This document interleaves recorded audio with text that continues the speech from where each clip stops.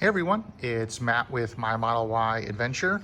And today we're just doing, I think, what is the easiest maintenance item, putting on new wiper blades. So I picked these up from my local service center. You can kind of see the part numbers there. It is, at least for me, my Model Y Performance was built in Austin, Texas. I have the passenger side and driver side. Out of the two, the driver's side is the longer one, passenger is the shorter.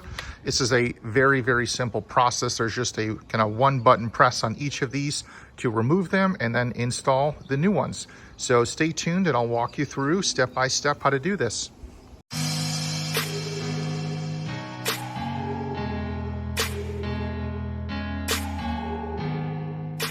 So in your car, you want to go to the settings, go down to service, and there's a wiper service mode button.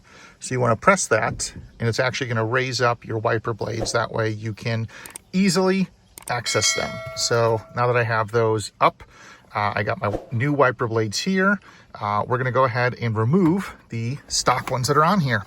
Now I went with the stock ones, as I've seen reviews or people say aftermarket ones don't work as well on the Teslas because of the port that basically ejects or shoots out the wiper fluid.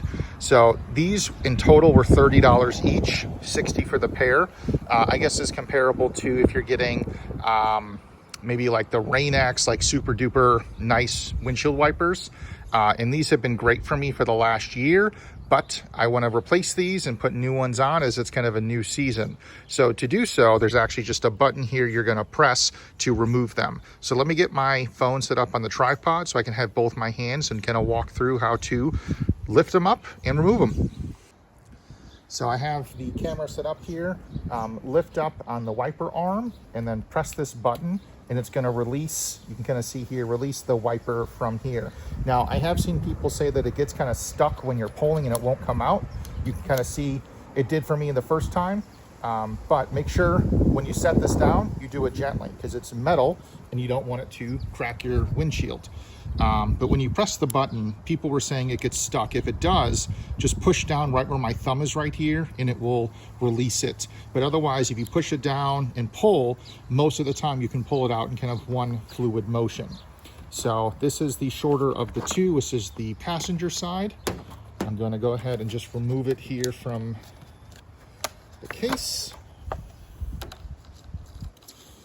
At least from Tesla directly, it does not come with a kind of shield or rubber insert over the wiper arm. But now that that's there, I can just insert it. Done. Passenger side done. You can see that I can see it's been under or a little over a minute to go ahead and replace that with all of my talking and explanation. So you can see how fast and easy it is to do that. So putting the older one back in the case here, I'm just gonna do the same thing on the driver's side now. So on my driver's side, I'm gonna push the button. If it gets stuck, again, pushing the spot here, just released it from the wiper arm. Gonna remove the new one here. Rotate it to make sure it's going in the right way.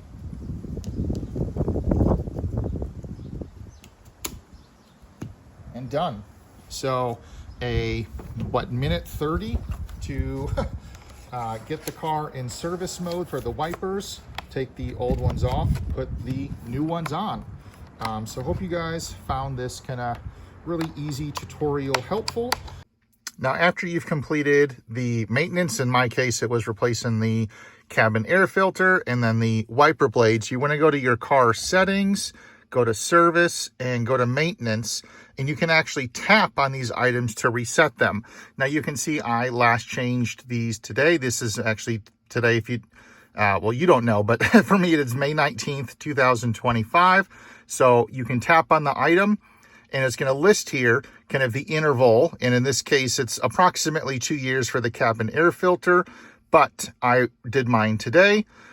For the wiper blade, again, you can go ahead and click that. And let me pull up, like as an example here, the HEPA filter. So I have not replaced this. I'm not planning to yet, but this is what will pop up in essence and show you the approximate interval, the last time it was done, which in this case it's never been done, and when it's expected to be done, which is approximately 2 years from now. And if you're ready to reset everything, you just click that record button. And what it's going to do is update those dates here, or, in the tire rotation case, the mileage as to when your tires were last rotated.